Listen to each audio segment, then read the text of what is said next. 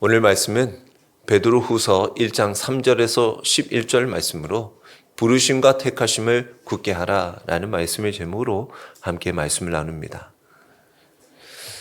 오늘도 예배의 자리에 나오신 여러분들의 삶 가운데 하나님의 은혜와 사랑이 충만하시길 주의 이름으로 축원합니다. 하나님은 여러분들을 불러주시고 주 예수 그리스도의 귀한 하나님의 자녀로 택하여 주셨음을 믿습니다. 우리를 불러주시고 택하신 것은 전적인 하나님의 은혜입니다. 우리의 구원의 시작과 끝은 하나님의 은혜입니다. 그런데 우리에게 오늘도 굳게 하라라고 주님은 오늘 성경의 말씀을 통하여 우리에게 말씀하고 있습니다. 이것은 우리가 해야 할 일들이 있더라라는 것입니다. 우리가 예수 그리스도를 믿고 살아가는 것을 신앙생활이라고 얘기합니다. 신앙생활을 유지하기 위하여 말씀도 읽고 묵상하고 기도하고 또 맡겨주신 귀한 사명을 잘 감당하며 헌신하고 충성되이 살아갑니다. 근데 유지하는 것만이 아니라 차츰차츰 성장, 성숙할 수 있는 믿음의 신앙생활이 되어야 할 줄 믿습니다. 그래서 오늘 말씀에도 믿음을 지키는 거 중요하다. 그러나 거기에만 멈출러 있어서는 안 된다라는 거예요. 자라고 성숙하게, 즉 열매 맺는 삶이 되어야 한다라는 것입니다. 그래서 우리의 신앙은 연수 또는 얼마만큼 내가 오래 다녔냐 이런 것을 자랑할 것이 아니라 우리의 삶에 하나님이 우리에게 주신 귀한 열매들이 있냐라는 것입니다. 성령의 열매, 또 오늘 말씀에도 우리에게 주신 이미 우리가 이러한 일들을 감당할 수 있는 하나님의 성품을 주셨음을 믿고 우리의 삶에 그 하나님의 성품이 나타나기를 주의 이름으로 축원합니다. 우리의 삶의 모습 속에서 저도 할 수 있는 것은 좀 하자. 그런 마음들이 한 주 동안 들었습니다. 참 그렇다고 해서 대단한 일을 우리가 할 수 있느냐? 그렇지 못하죠. 여러분들도 세상에서 들려오는 안타까운 소식들 속에서 슈퍼맨처럼 가서 도와주고 물이 부족한 곳에는 물도 좀 내려다 주고 뭔가 전쟁이 있으면 거기에 전쟁에 있는 탱크 앞대가리라도 휘어가지고 전쟁을 막아버리기도 하고 총을 다 뺏어보기도 하고 이런 것도 해보고 싶지만 우리는 그럴 수 있는 힘이 없습니다. 그러기에 다만 기도하고 또 하나님 앞에 또 맡겨진 일들에 충성을 하죠. 그러는 가운데 이렇게 어디에서 들려오는 그 우화 이야기가 저에게 좀 한 주간 마음에 좀 감동이 있었습니다. 남미 안데스 산맥에 사는 사람들의 우화의 내용이기도 하는데 벌새 이야기입니다. 여러분들 아시는 분들도 있을 겁니다. 안데스 산에 어느 날 대형 화재가 발생을 하게 되었습니다. 그런데 이 벌새는 크기가 손바닥에 이렇게 되면 작은 거는 이 성인의 엄지 손가락만하게 밖에 안 됩니다. 아주 조그만 새입니다. 그는 너무나 작은 이 새가 이 큰 대형 산불을 끌려고 그 작은 몸집에다가 또 입은 얼마나 더 작겠습니까? 그 입에 물을 물어다가 불난 곳에 뿌리는 거예요. 그 대형 산불이 있는 곳에. 혼자 힘으로는 불을 끌 수 없다고 판단한 그 벌새는 다른 힘이 있는 동료들에게 가서 도움을 요청을 합니다. 참새에게도 가서 도움을 요청하고 비둘기에게도 까마귀에게도 오리, 황새에게도 가서 너는 얼마든지 입도 크고 얼마든지 날개도 빠르니까 빨리 그 입에 물을 넣어서 나처럼 빨리 불을 좀 끄자라고 얘기를 합니다. 그러나 주변에 있는 동물들은 그런다고 불이 꺼지겠어? 그런다고 불이 꺼지겠냐라는 거예요. 저 큰 불이 꺼질 수 있겠냐라는 거예요. 그리고는 비웃고 도망가기에 바빴습니다. 비둘기, 물, 오리, 황새까지도 다 잘 발달된 날개를 이용해서 불을 끄기보다는 저 살기 바쁘게 도망가기가 바빴다라는 거예요. 그러나 가장 작은 이 벌새는 이런 조롱에도 상관치 않고 나는 내가 할 수 있는 일을 끝까지 할 뿐이다 라는 그 마음으로 작은 입에 물을 물고 그 작은 날개로 파닥거리며 날아와 그 큰 불 화재에 물을 뿌리더라는 거예요. 가망이 있건 없건 지금 그가 해야 할 그 벌새는 입에 물을 담아 불을 끄는 그 작은 동작의 반복을 끊이지 않고 하더라는 거예요. 그 일들을 가만히 생각해 보면서 참 어떻게 보면 너무나 무모하고 어떻게 보면 그걸로 진짜 무슨 희망과 가망이 있나 싶은 마음도 듭니다. 그걸 가만히 들여다보는 그 모습 속에 왠지 지금 이 시대 여러 많은 큰 문제 속에서 큰 화재 속에서 많은 무리들이 또한 그 세상 속에 살아가고 있는 그 속에서 예수 그리스도를 믿고 믿음의 삶을 살아가는 우리들의 몸부림이 마치 이 작은 이 벌새의 움직임과 좀 닮아 있지 않나 이런 생각을 해보았습니다. 그런데 우리 믿는 자들이 이 벌새에게 좀 본받을 점이 있지 않나라는 생각도 해봤어요. 내가 할 수 있는 목에 대한 책임은 할 수 있더라는 거죠.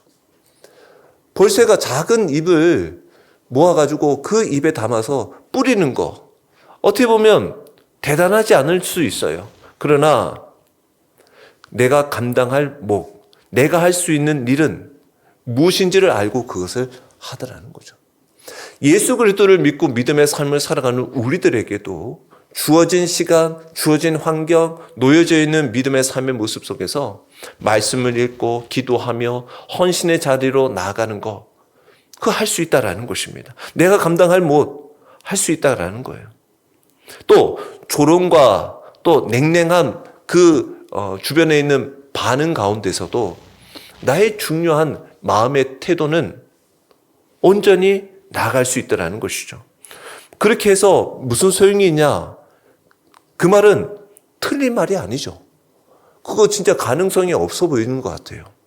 그러나 그런 판단에도 결국 아무것도 하지 않는 것은 결국 그것 때문에 아무것도 하지 않는다라는 거예요.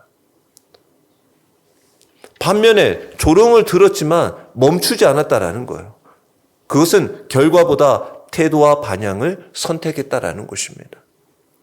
우리의 결과는 알 수 없어요. 하지만 우리는 믿음의 결정을 하여 주님의 말씀을 따르기로 선택하여 살아가기로 결정하였어요. 또 위대함은 어떤 크기에서 일어나는 것은 아닐 수 있더라라는 것입니다.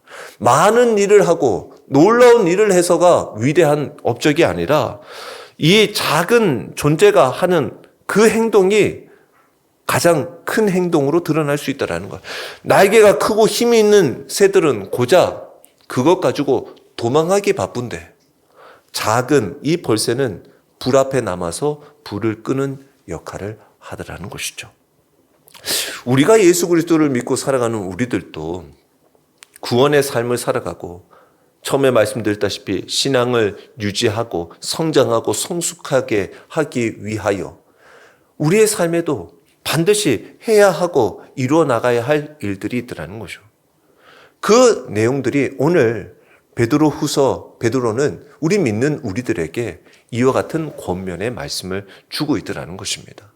하나님은 구원을 베풀어 주신 것뿐만 아니라 구원받은 자의 삶도 우리에게 허락하셨다라는 거예요. 그것을 우리가 잊지 말고 그 일들을 감당하며 살아가라라는 것입니다. 세상은 화재가 난 것처럼 모든 삶의 모습 속에 막 죄가 다 불살라지려서 이거 도저히 그 행동으로 내 행동으로 뭐가 바뀌겠나? 나가서 복음을 전하는데 전혀 듣지 않는 그들에게 복음을 전하는데 무슨 변화가 있겠나? 그러나 우리가 해야 할 일들은 하는 거예요. 그리고 그 마지막 결과, 몫은 또 그 일들을 하실 그 모든 일들은 하나님께 맡기는 거예요. 하나님께서 하시는 거예요. 우리 교회도 여러분들의 삶에 올 한 해도 여러분들이 할 수 있는 그 믿음의 일들을 감당하는 주의 백성들이 되기를 축원합니다. 이것은 내가 우리의 모든 성경에서 예수 그리스도를 믿는 우리들의 행위는 결코 구원을 위한 조건의 행위가 아니라 구원받은 자의 증거로서의 행위가 나오는 거예요. 우리가 구원받았기에 이러한 삶을 살아가는 거예요. 그러니까 여러분들의 삶에 비춰주는 삶에 예수 그리스도를 믿는 자들은 이렇게 살아가야 하는구나 라는 거예요. 지금 그러한 삶의 빛과 소금의 역할들을 감당하지 못하고 세상에 있는 사람들 앞에 그런 안타까운 소식들을 듣는 것이 우리들의 모습이죠. 자, 오늘 그래서 이 베드로후서 1장 3절에서 11절의 말씀, 은혜로 시작된 그 신앙이 어떻게 삶의 열매로 이어지고 그 열매가 어떻게 확신과 소망으로 완성되어지는지 우리에게 보여주는 이 말씀을 통해 함께 나누기를 원합니다. 먼저 3절에서 4절에 보니까 신앙의 출발은 은혜로 시작하더라라는 것입니다. 오늘 3절의 말씀에 보십시오. 그의 신기한 능력으로 생명과 경건에 속한 모든 것을 우리에게 주셨으니라는 거예요. 주셨다라는 거예요. 주셨다라는 건 뭡니까? 이미 우리가 받았다라는 거예요. 예수 그리스도를 믿는 우리들에게는 생명과 구원에 이르는 생명, 영생과 그리고 경건에 속한 모든 것을 우리에게 주셨다라는 거예요. 충분히 그 일들을 감당할 수 있는, 즉 하나님은 우리에게 구원만 주신 것이 아니라 구원받은 백성으로 거룩한 삶을 살아갈 수 있는 능력도 우리에게 주셨다라는 거예요. 그래서 성도의 삶은 하나님, 저는 부족해서 저는 이렇게 못합니다. 이런 일을 할 수가 없어요. 라고 스스로 어떻게 할 수 없는 존재라고 여기는 거. 아니요. 이거는 너무 겸손하다. 내 겸손으로 인하여 나는 일부러 부족하다라고 말하는 것은 오히려 하나님이 주신 것에 대하여 부정하는 믿음 없는 불신앙일 수 있다는 거예요. 하나님께서 이미 우리에게 주셨어요. 은사예요. 선물이에요. 여러분들에게 주신 귀한 은혜가 있고 달란트가 있어요. 그것을 외면하지 마십시오. 그리고 우리에게 주셨으니 그 은혜를 누리며 살아가는 믿음의 삶이 되어야 한다는 거예요. 그런 가운데서 이것이 어떻게 주어지느냐 보니까 이는 자기의 영광과 덕으로서 우리를 부르신 이를 알므로 말미암음이라는 거예요. 신앙의 성장, 성숙은 예수 그리스도를 더 깊이 알아가는 것에서부터 시작하는구나라는 거예요. 또 하나님은 우리에게 지극히 크고 또한 보배로운 큰 약속을 주셨다라는 거예요. 여러분들도 믿음의 삶을 살아감에 있어서 왜 세상에 있는 사람들처럼 왜 우리도 약사 빠르게 또 그런 여러 가지 일들로 우리가 왜 못 살아가겠습니까? 남들 보다 손해보는 것처럼 내가 손해보고 또 억울한 일 안 당하고 나도 저 사람처럼 얼마든지 나의 위주로 살아가고 내 욕심대로 살아가려고 살아갈 수 있는 정욕을 왜 구하지 않을 수 있겠습니까? 그러나 우리가 그런 정욕되고 제약된 일들을 과감히 버릴 것은 오늘 4절의 말씀처럼 이로써 그 보배롭고 지극히 큰 약속을 우리에게 주사 이 약속으로 말미암아 이 주신 약속으로 말미암아 너희가 정욕 때문에 세상에서 썩어질 것을 피하였다라는 거예요. 우리에게 약속이 있으니 우리는 과감하게 세상에 있는 정욕된 썩어질 것을 피하다라는 거예요. 그것을 하지 않기로 했다라는 거예요. 그리고 어디에? 신성한 성품, 하나님의 성품에 참여하는 자가 되었다라는 거예요. 성화, 거룩한 백성의 삶으로 살아갔다라는 거예요. 그래서 여러분들에게도 하나님의 백성이니까 그렇게 살아가야지라고 하면 여러분들 어떻습니까? 부담이십니까? 아니요. 그것은 하나님이 주신 은혜에 우리도 응답하는 거예요. 하나님, 저에게 주신 은혜가 너무나 큽니다. 부족하나마 제가 이렇게 살아가겠습니다. 은혜 받은 자의 삶을 살아가겠습니다. 라고 하나님 앞에 고백하는 거예요. 그러면서 어떡합니까? 5절에 그러므로 너희가 더욱 힘써 너희 믿음의 덕의 지식을 이렇게 고백하고 있습니다.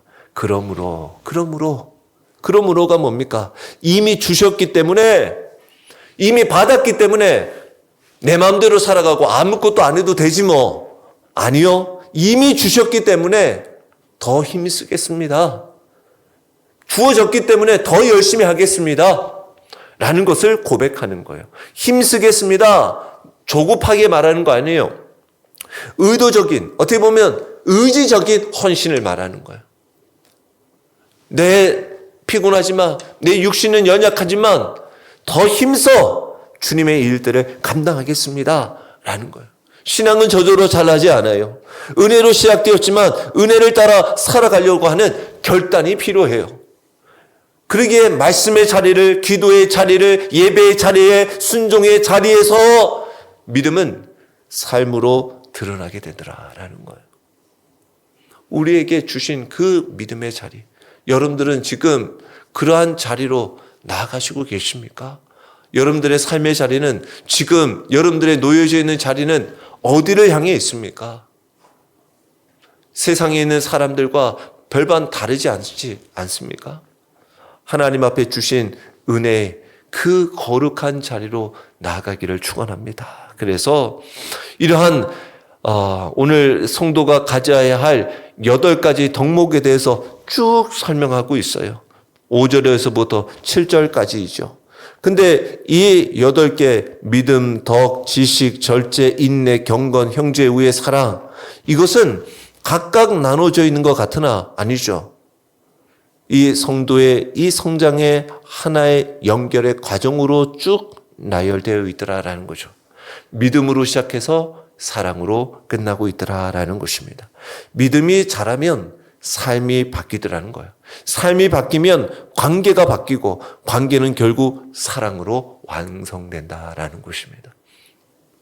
지식에만 머무는 신앙, 행동으로 이어지지 않는 믿음, 사랑으로 확장되지 않는 경건은 성경이 말하는 온전한 성장일 수가 없다라는 것이죠. 믿음은 뭐예요? 하나님을 신뢰하는 기초가 되죠. 그 기초 위에 우리는 행동으로 덕을 쌓아 나가는 거예요. 그리고 덕을 쌓아 나감에 있어서 하나님의 뜻을 분별할 줄 알아야 돼요. 우리의 덕도 아무나 막 하는 것이 아니라 이것이 하나님께서 기뻐하는 일인가 아닌가를 우리는 분별할 줄 알아야 돼요. 지식이 있어야 돼요. 하나님을, 주님을 아는 지식이 필요해요. 그리고 절제해야 돼요. 이 지식을 안다고 해서 내 욕심대로 그것을 활용하는 것이 아니라 내 삶에서 욕망을 내 것은 다스릴 줄 아는 절제의 삶이 필요하죠. 그리고 절제하는 가운데서 때로는 인내해야 해요. 언제까지 절제해야 되나? 내가 언제까지 참아야 하나? 인내할 수 있는 믿음이 있어야 되죠. 그리고 그 버티는 가운데서 하나님 앞에 살아가는 경건의 삶을 살아가는 거예요. 그냥 무조건 꾹 참고 바보같이 살아가는 것이 아니라 경건의 삶을 살아가는 거예요. 하나님을 경배하는, 하나님 앞에 신실하게 살아가는 삶을 살아가는 거예요. 그 삶을 살아가는 것은 나 혼자 잘 살고 잘 먹고 사는 것이 아니라 결국 형제와 함께, 형제의 우애를 위하여, 함께 옆에 있는 동료를 위하여, 그리고 결국 사랑으로 희생하며 헌신하며 살아가기를 원하고 계셔요. 그래서 이 베드로, 이 후서, 이 베드로를 쓰고 있는 베드로는 오늘 읽지는 않았지만 그의 1장 14절에 보면 이는 우리 주 예수 그리스도께서 내게 지시하신 것 같이 나도 나의 장막을 벗을 날이 임박한 줄을 알미라 라고 해서 나의 장막을 벗어난다. 즉 죽을 날이 이제 얼마 되지 않았다라는 마음에 어떻게 보면 고별 같은 마지막 유언과 같은 말을 남기고 있는 것이 이 베드로 후서입니다. 그리고 베드로 전서 같은 경우에는 교회의 외부적인 일들에 대해서 문제를 다루었다고 한다면 이 베드로 후서는 이 교회 내부에 있는 문제들을 다스리고 있는데 그것은 다름이 아니라 거짓 교사들의 그 행동들, 잘못된 삶을 대하여 지적하고 있는 거죠. 그러니까 우리도 예수 그리스도를 믿고 믿음의 삶을 살아가면서도 세상 그 성품, 삶에 드러나지 않는다고 한다면 거짓된 삶을 살아가는 자일 수 있다는 거예요.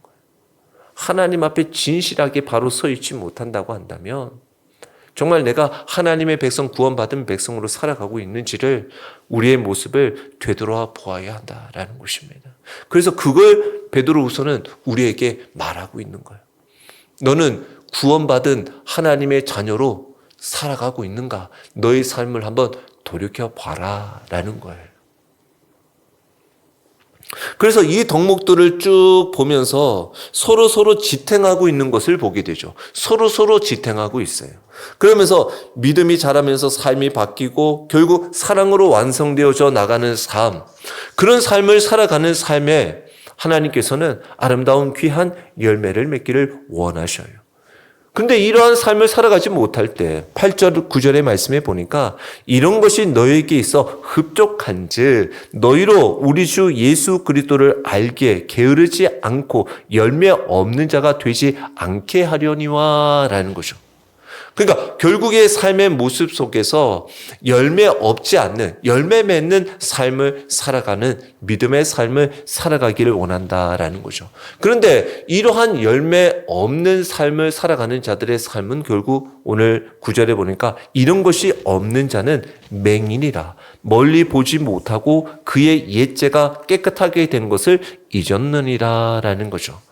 결국 이러한 덕목이 자라지 않으면 영적으로는 눈이 멀게 되고 결국 옛 죄가 깨끗하게 되었던 은혜를 잊어버리는 거다라는 거죠. 누구입니까? 출애굽했던 이스라엘 백성들이 그랬죠. 그들의 삶의 모습 속에 하나님께서 어떻게 그들을 건져 구원해 주셔서 출애굽하여 가나안 땅으로 하나님께서 약속의 땅으로 이끌어주고 계시는데도 불구하고 심지어 매일 하나님이 주시는 만나와 반석에서 물을 먹으면서 살아가는 그들의 삶에 고난하고 어려울 때마다 하나님께서 그들을 건져 구원하신 그 은혜를 잊어버리는 거예요. 그 잊어버리니까 어떡합니까? 원망, 불평, 투정이 일어나죠. 그리고는 어떡합니까? 돌아가자. 애굽으로 돌아가자. 힘들면 애굽으로 돌아가자라고 얘기를 하는 거예요. 은혜를 잊어버리니까 감사가 사라져요. 감사가 사라지니까 신앙의 기쁨이 없죠. 그리고는 어떡합니까? 그 신앙의 우리의 모습은 그냥 의무가 되는 거예요. 어려워지는 거예요. 신앙의 침체는 대부분 이 하나님의 은혜를 잊어버리는 순간 우리에게 오더라는 것입니다. 그래서 우리가 이러한 삶의 모습 속에서 이 10절에 우리가 그러면 이러한 상황에 어떻게 해야겠냐? 10절에 그러므로 형제들아 더욱 힘써 너희 부르심과 택하심을 굳게 하라. 너희가 이것을 행한즉 언제든지 실족하지 아니하리라. 아멘. 이렇게 베드로는 우리에게 권면하고 있어요. 이것은 뭡니까? 열심히 해야지 네가 구원을 유지할 수 있다라는 것이 아니에요. 구원은 처음부터 끝까지 하나님의 은혜예요. 그러나 구원의 확신은 거룩한 삶의 열매를 통해 분명하게 또한 새겨진다라는 거죠. 그래서 열매, 우리에게 주어지는 열매, 구원의 조건이 아니라 구원의 증거, 그 증거 있는 믿음의 삶을 살아가라라는 것을 우리에게 끊임없이 요청하고 있어요. 이렇게 살아갈 때 우리는 어떻게 실족하지 않는다는 거, 넘어지지 않는다는 거, 또 일어날 수 있다라는 거예요. 일으켜 주신다라는 거예요. 우리의 믿음의 삶의 모습 속에서 오늘도 여러분들을 불러주시고 택하여 주신 또 우리에게 주신 귀한 생명과 경건에 속한 하나님의 성품이 우리에게 주어져 있으니 오늘도 이 말씀 가지고 여러분들의 삶에 아름다운 귀한 열매들 또 아름다운 귀한 하나님의 성품들이 나타나고 그리스도의 향기 또 여러분들을 통해 그리스도의 복음이 증거되기를 주의 이름으로 축원합니다. 그렇게 살아갈 수 있어요. 여러분들은 그런 것이 주어져 있습니다. 여러분들의 삶에 그와 같이 하나님이 함께하여 주셔요. 하나님이 여러분들을 통해서 역사하실 것입니다. 그래서 이렇게 성장하고 성숙한 신앙의 결말이 어떻게 되냐? 11절에 이같이 하면 여러분들이 부르심과 택하심을 굳게 하여서 실족하지 않고 걸어가면 우리 주 곧 구주 예수 그리스도의 영원한 나라에 들어감을 넉넉히 너에게 주시리라. 아멘. 넉넉히 주신다라는 거예요. 불안해하지 않는다라는 거예요. 야, 내가 하나님 예수 그리스도를 믿고 교회 이렇게 다녔는데 내가 정말 오늘 하나님이 오시더라도 주님이 오시더라도 내가 구원받을 수 있나? 아니 내가 오늘 주님이 불러주시더라도 언제든지 하나님의 나라에 내가 들어갈 수 있나? 이런 염려 걱정이 없더라는 거예요. 넉넉히 하나님께서 우리를 환영하면서 우리를 구원의 자리로 그 하나님의 나라로 우리를 불러주시겠다라는 거예요. 그래서 겨우 문턱 넘는 구원이 아니라 넉넉하게 하나님께서 우리를 불러주시는, 그래서 이것은 공로의 문제가 아니라 하나님 앞에 신앙의 성숙함에 우리의 삶의 문제더라는 것이죠. 그래서 바라기는 올 한 해 여러분들이 어떠한 기도의 제목 또 믿음의 길을 걸어가든 아름다운 열매, 성숙해지고 또한 무르익는 그러한 신앙의 삶이 되기를 축원합니다. 그러기 위하여 주님을 더 가까이 가십시오. 주 예수 그리스도를 더 알기를 사모하십시오. 주님을 닮아가십시오. 하나님의 그 형상이 여러분들의 삶에 회복되기를 축원합니다. 하나님께서 돌봐 주시기를 기대합니다. 그래서 참 이 하나님의 백성, 하나님의 귀한 자녀, 옛날 뭐 어른들이 그 자녀들을 결혼 이제 해서 아이를 자녀가 낳으면 그 자녀는 그 부모를 그대로 닮게 마련이죠. 그대로 닮습니다. 모습뿐만 아니라 생각, 행동 또 닮아가죠. 저도 헤어컷 제가 좀 늦게 했죠. 늦게 좀 했는데 헤어컷 하면서 제가 이제 이 안경을 벗고 이 헤어컷을 하는데 예상은 했죠. 머리가 이렇게 이제 짧게 되어지면 누구를 닮을 거다 이렇게 예상은 했죠. 그런데 제가 이 안경을 벗고 이 진짜 윤곽만 이렇게 나오거든요. 윤곽만 나오면서 이 자세히 얼굴은 보이질 않는데 저 사진을 이렇게 머리 다 깎고 윤곽을 다 봤는데 누구랑 닮았는데 이렇게 모습이. 그래서 제가 미소가 이렇게 지어지다는 거죠. 그래서 제가 먼저 깎고 선우가 이제 아들이 더 저희 모습을 닮았어야 되는데 제가 좀 반대가 되긴 했지만 여하튼 참 모습도 그대로 이 자녀에게 물려지는 거, 어찌 보면 하나님께서도 우리를 자녀 삼아 주셔서 하나님의 귀한 그 성품을 닮아 살아가고 하나님의 형상이 회복되어 살아가는 것을 하나님께서 얼마나 기뻐하실까 생각해 봅니다. 여러분들이 하나님이 우리에게 구원을 주셨다, 우리에게 생명을 주셨다, 그러한 경건의 삶을 주셨다, 곧 그와 같은 삶을 살아가기를 원하시는 거죠. 그래서 오늘 이 말씀을 우리가 함께 정리해 보면 하나님은 이미 생명과 경건에 속한 모든 것을 우리에게 주셨습니다. 그러므로 우리는 믿음 위에 덕을 더하며 자라가는 거예요. 그 성숙과 아름다운 열매를 낳고 열매는 확신을 낳아서 결국 소망 가운데 살아가는 거예요. 우리의 신앙은 결코 멈춰서 퇴보하여서는 안 되는 거예요.